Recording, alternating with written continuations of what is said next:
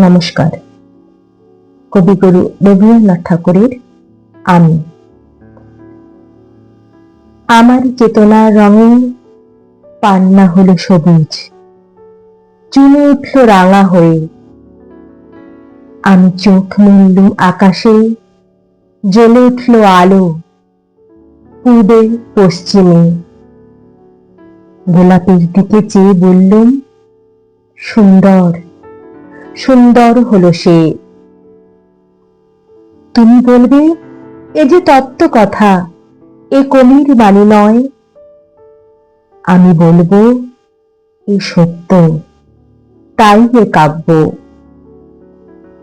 এ আমার অহংকার, অহংকার সমস্ত মানুষের হয়ে। মানুষের অহংকার পটেই বিশ্বকর্মার বিশ্বশিল্প।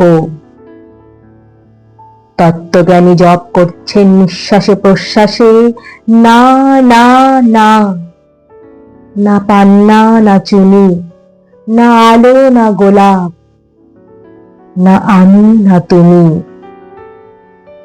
ওদিকে অসীম যিনি, তিনি স্বয়ং করেছেন সাধনা মানুষের সীমানায়, তাকেই বলে আমি।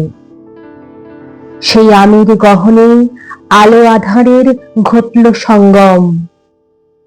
দেখা দিল রূপ, জেগে উঠল রস, না কখন ফুটে উঠে হলো হা। মায়ার মন্ত্রে, রেখায় রঙে, সুখে দুঃখে। এ কি বলো না তত্ত্ব, আমার মন হয়েছে পুলকিত।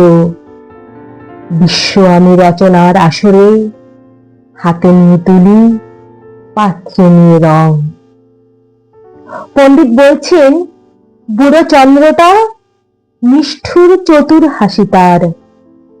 মৃত্যুদূতের মতো গুড়ি মেরে আসছে সে পৃথিবীর পাজরের কাছে। একদিন দেবে চরম টান তার সাগরী পর্বতে। মর্তলোকে মহাকালের নতুন খাতায় পাতা জুড়ে নামবে একটা শূন্য। গিলে ফেলবে দিন রাতের জমা খরচ। মানুষের কীর্তি হারাবে অমরতার ভান। তার ইতিহাসে লিপে দেবে অনন্ত রাত্রির কালি। মানুষের যাবার দিনের চোখ বিশ্ব থেকে নিকিয়ে নেবে রং। মানুষের যাবার দিনের মন ছিনিয়ে নেবে রস। শক্তির কম্পন চলবে আকাশে আকাশে, জ্বলবে না কোথাও আলো। বিনাহীন সভায় যন্ত্রের আঙুল নাচবে, বাজবে না সুর। সেদিন কবিত্বহীন বিধাতা একা রবেন বসে নীলিমাহীন আকাশে, ব্যক্তিত্ব হারা অস্তিত্বের গণিত তত্ত্ব নিয়ে। তখন বিরাট বিশ্বভুবনে, দূরে দূরান্তে, অনন্ত অসংখ্য লোকে লোকান্তরে এ বাণী ধ্বনিত হবে না কোনোখানে। তুমি সুন্দর, আমি ভালোবাসি। বিধাতা কি আবার বসবেন সাধনা করতে যুগ যুগান্তর ধরে? প্রলয় সন্ধ্যায় জপ করবেন, কথা কও কথা কও। বলবেন, বলো তুমি সুন্দর। বলবেন, বলো